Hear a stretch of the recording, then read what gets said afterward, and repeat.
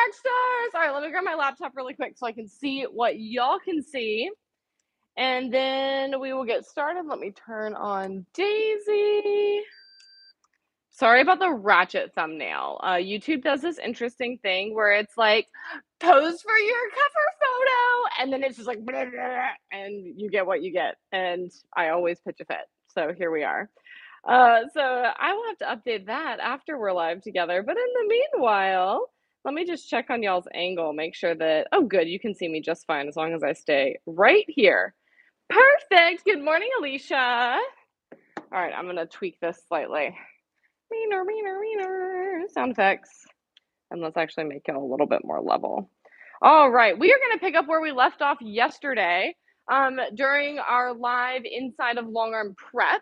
And that is that I have my rhythm quilt here on the long arm, and we are going to continue quilting it together. Now, I am doing a quilting plan. I can move y'all and show you, where I am alternating ribbon candy and wishbones.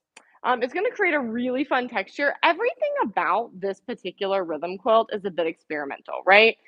Rhythm is designed to have this lovely color wash that goes through it on a background. And I kind of turned that on its head, and I chose this really vibrant French blue for my background color. But by putting it with all of these prints, it makes it look like it's the foreground and that you're looking through a window at all of these florals. So just totally kind of changes the vibe of this quilt. And then going back and forth and quilting in these stripes, I'm really excited to see what the texture looks like. So for a little bit of context, oh, where's my Elizabeth rhythm? Oh, it's all the way in the back somewhere. Anyway, many of y'all have probably seen a few of the other variations. You may have participated in the quilt along we had last summer. But if you're new to the rhythm quilt, or if you also have a rhythm quilt that needs quilting, make sure you check out the first link in the caption of this video because I have put my new blog there. So I finally got quilting plans for rhythm all written up, and you can check that out. The other thing that's relevant to what we're doing today is long arm prep is still enrolling through Saturday. So if you are a new or nervous long arm quilter, maybe you bought a long arm and then once it got to your house, you're like, I have no idea how to use this. Like, I'm terrified to even plug it in. Or maybe you're heading to QuiltCon or another show this spring and you're looking at long arms and hoping to get one soon, and you want to make sure that you have good information and good education right off the bat to make the most of your purchase. In any of those cases, long arm prep just might be the right fit for you. So I've got a link to that. And then the final link in the caption of this video is to our online shop where you can find rhythm patterns, bundles to make rhythm, and more, okay? All right, say hi in the chat if you are here with me. I wish that, I love these colors too, Alicia. I'm not gonna lie. I think they are just so fun. I'm gonna do some quilting. I'm gonna move y'all around a bit so that you can see the quilting. Hello, someone. Mostly gets the replay having a late breakfast of stuffed blueberry cream cheese French toast. Well, that sounds absolutely incredible. Let me tell you what. I had a mango and some almond butter raisin bread this morning, and it was pretty fabulous, not gonna lie. All right. Okay, so the trickiest thing, and I apologize, the long arm is gonna be loud. The trickiest thing about this quilting plan is that these little stripes are very, very narrow. So I get to practice my tiny quilting.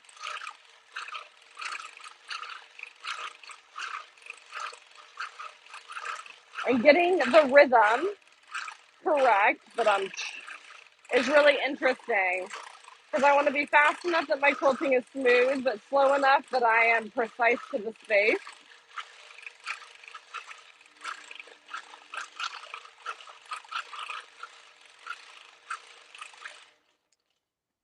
And move y'all down just a little bit so I don't bump you. Boop, boop.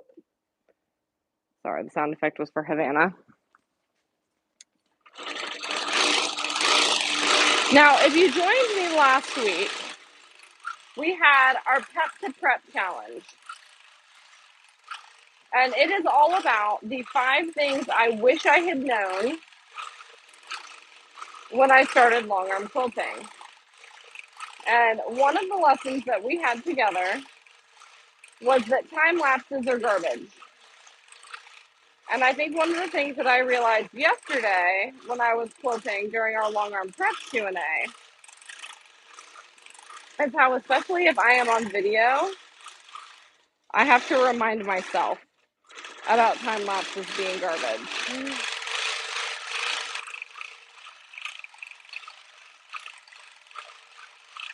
Because I want to look like I'm so fast and so good, and that is exactly the kind of thing that'll make your quilting go wonky.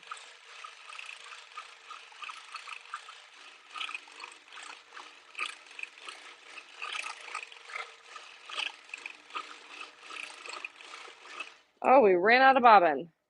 Dun, da, da, da. I hope I have another one wound. Let's see. I'm going to scoot y'all back. Dun, da, da, while I wind this. Nothing like being my own camera person, right? Did I wind another? Or is this the one that I wound when you were here, Alicia? Let's see. Haha, nope. I have another one. Winner, winner, chicken dinner.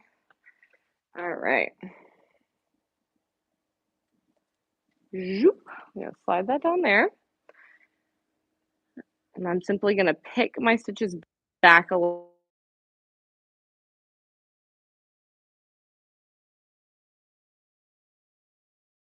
Houston, Texas is calling me, but we're going to assume that it'll keep for a minute.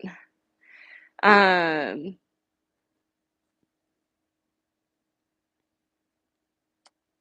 going to pick this back just a little bit so that I will have a thread tail to bury.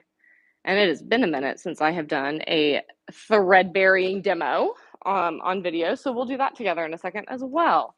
All right, now because I'm changing my bobbin, I am going to do a quick little brush of my machine. Want to get the lint off and out. Where's my trash can?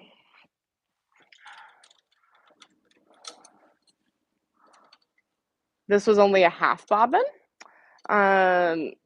I had a partial one. That's why I wound a second one. So I was like, well, I know that that's not going to be enough. So make sure that you really get up in there and get all the lint out. Blow out your bobbin case. All of this falls into what we covered in lesson 1 last week with the Pep to Prep challenge. That this basic maintenance is what's going to prolong the life of our long arm and make sure that it stays running nicely. Now, why didn't you catch? There we go. Okay. Then we'll come back over here. The edges of this quilt, you may have noticed, are a little bit frayed and funky along the batting. That's because I originally basted this to quilt on the domestic, but I didn't do a very good job. And so my backing started to shift. And so I have decided to quilt it on the long arm instead because it'll help hold my backing a little more stable. That's why, what was that thing about doing it right the first time? I didn't do it right the first time. So here we are.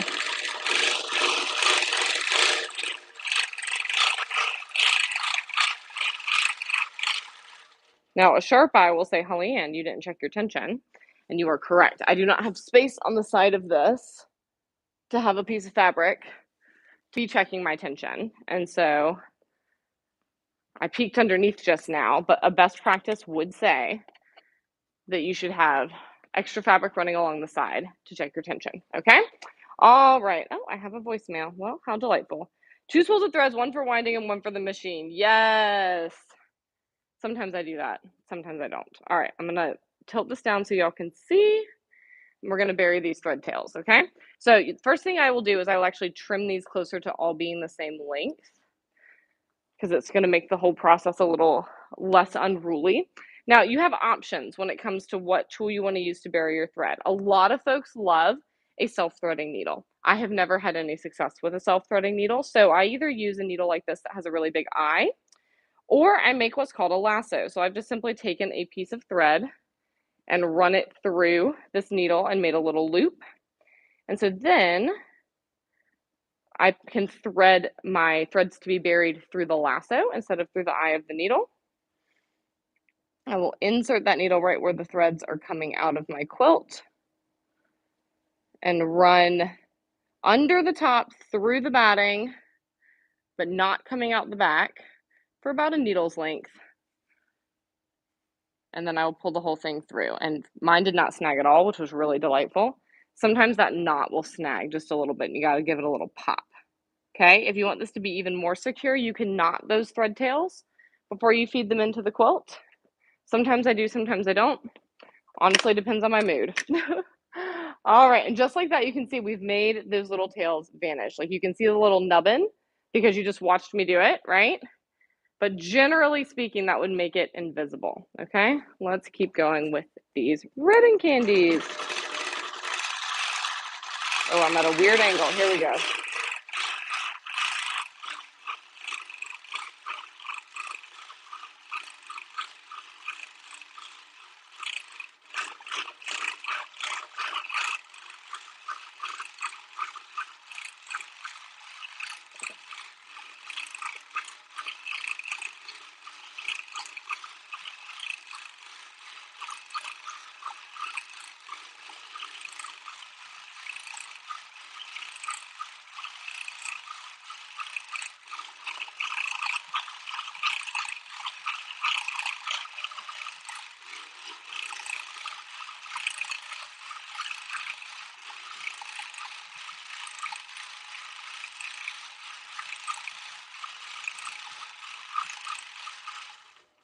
I apologize. I am long out of y'all's vision. We'll scoot back a little bit. We'll give y'all the wide angle now as we finish coming across here. All right, so if you are tuning in with me live or on the replay, what are you working on? Are you quilting right now? Are you technically at work? What are you up to?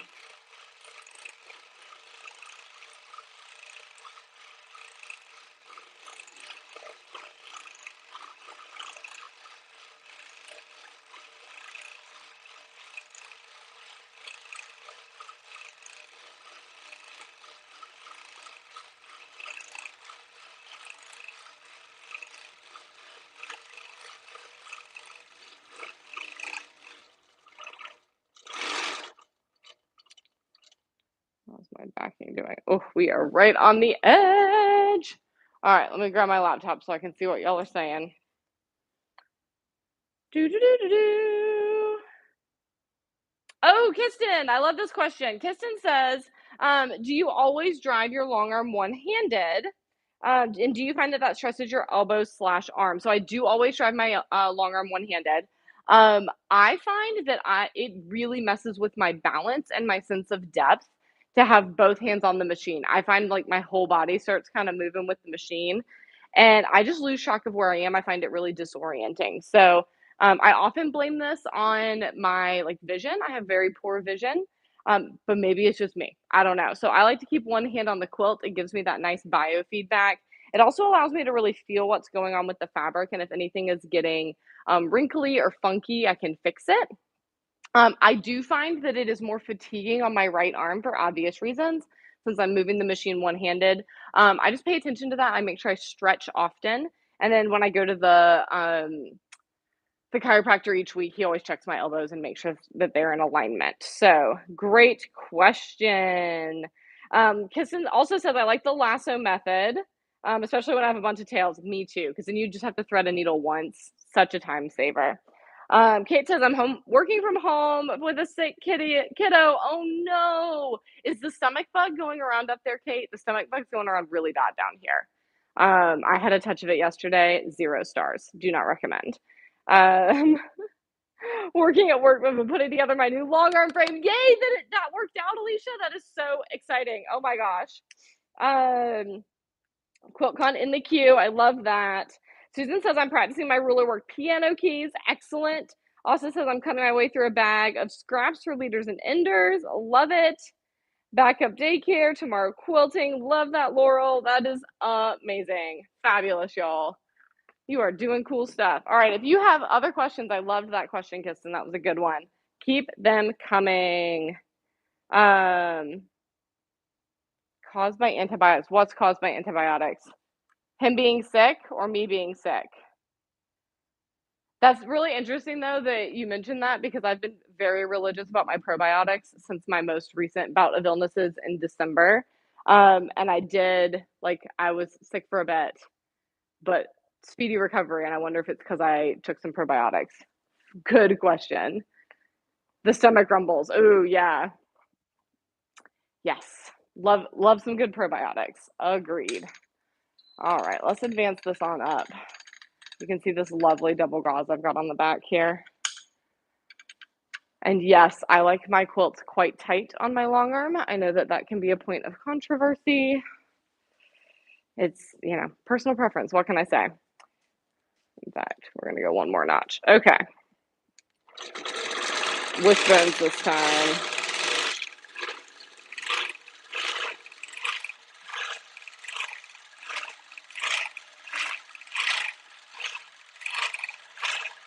I'm trying not to make my wishbones as stretched out as I did on the last pass.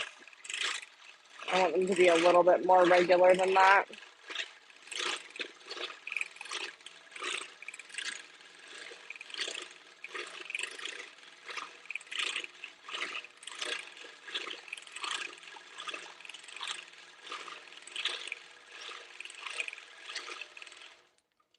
All right, let's scoot up so y'all can see this close up too. Do. How close can I get y'all without kicking this tripod? Can I zoom? Oh, I can zoom. I've got the power. All right. Here we go, my dears.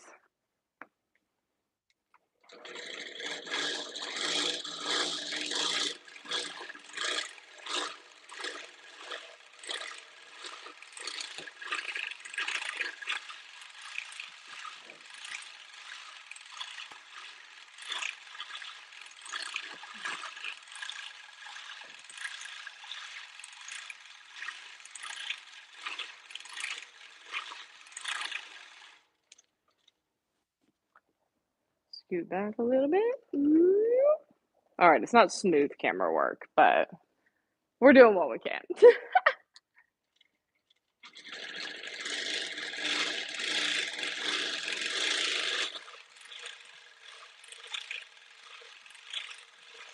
There are definitely some imperfections in my piecing, but it's really interesting that even as it's getting quilted, they're less obvious to me.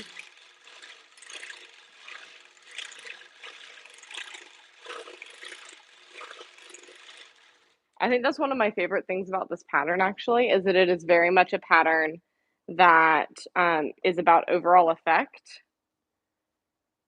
rather than individual details.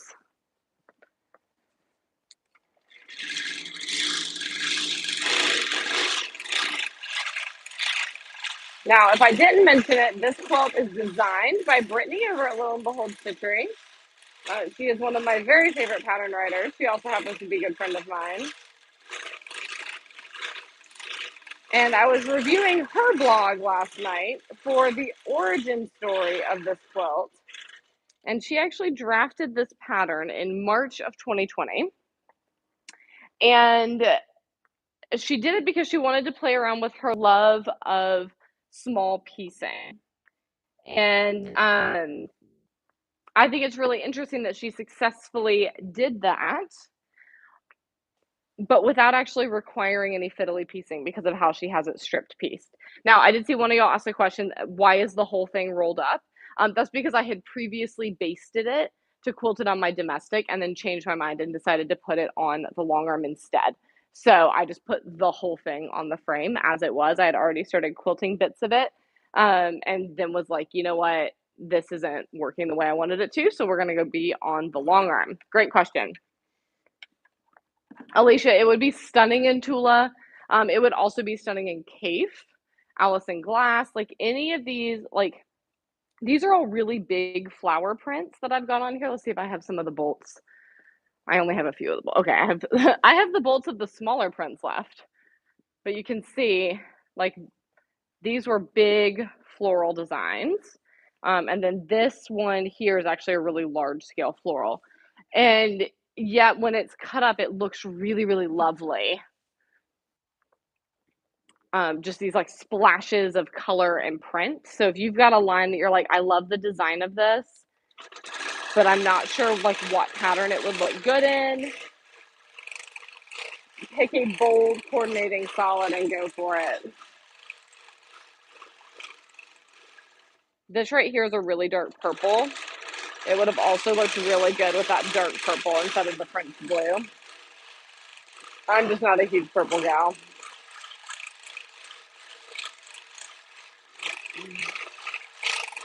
But yeah, Tula, Cape, Allison Glass. It would look amazing with like ice dyed or hand dyed fabric.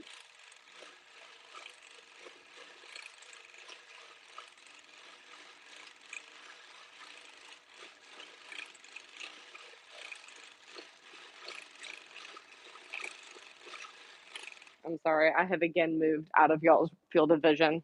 We'll back up. We'll give y'all the wide angle again. Zoop.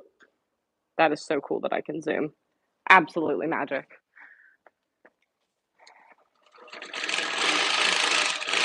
Now, a few posture things as I am quilting, okay? Notice that even though I'm quilting quite small, I'm not hunching over like this, right? This is a terrible position to try to drive a long arm in. It's also really, really bad for your back. You want to be standing up, shoulders over hips, hips over knees. And I mentioned this yesterday. It's really important to stay right in front of your long arm, right? You don't want to be quilting way over here or way down here. It's going to distort the shape. Because your line of vision is going to be distorted, but it's also going to distort your body, and that can really do a lot of damage, okay? So check your posture as you're working. Make sure you're hydrating often. If you need to be closer to your work, bend more at the hips.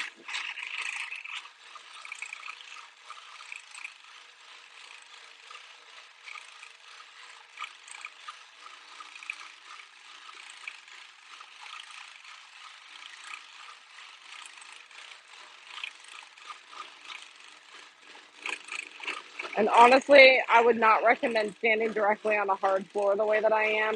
Put some anti-fatigue mats down and make sure you wear good shoes.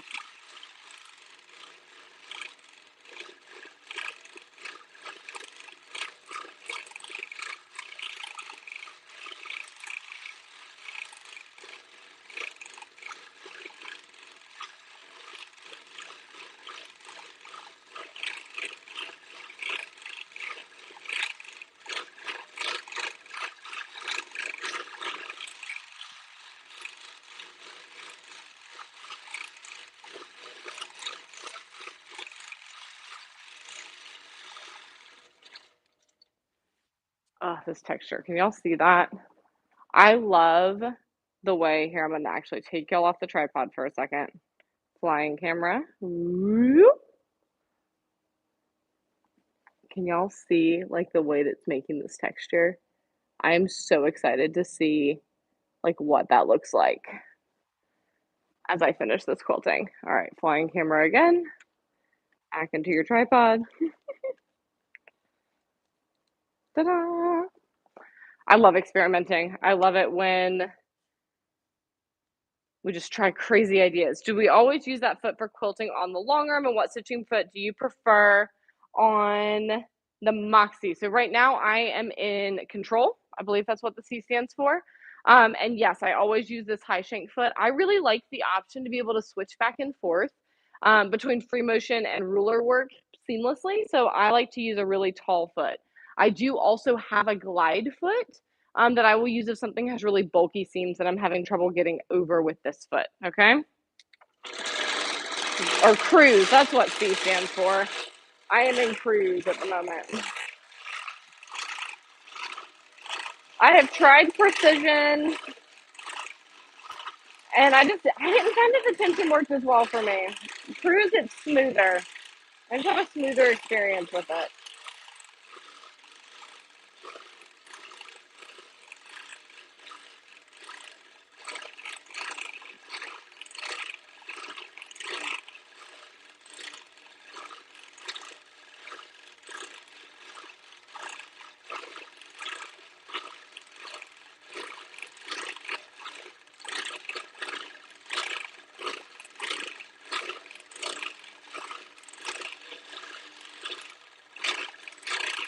I like to quilt fast, so I just find that cruise keeps up better. I want the stitch regulation. But precision, every little pause, it was like it powered down too far. And we had trouble keeping up with each other.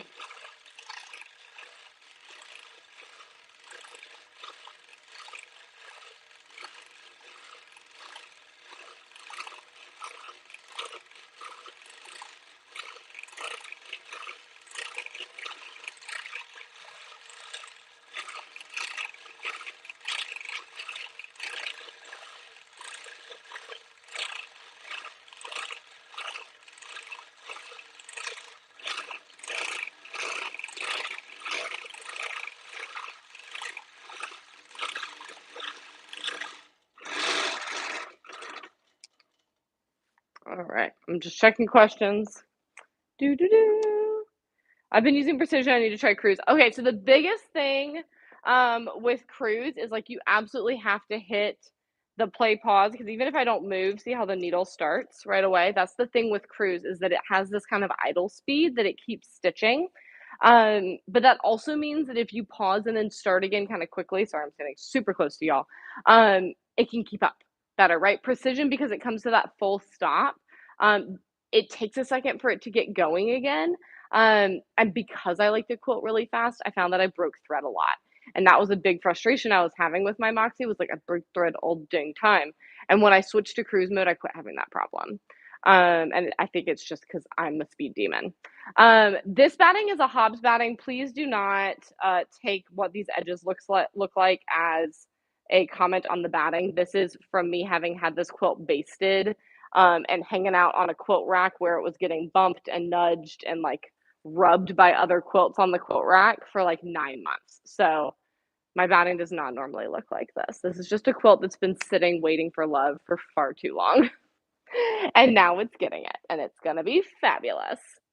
Absolutely fabulous. Maybe I'll even have this time done in time for QuiltCon and y'all can see it hanging. Who knows? Oh, I'm going to cough. My apologies. The pollen count is horribly high here.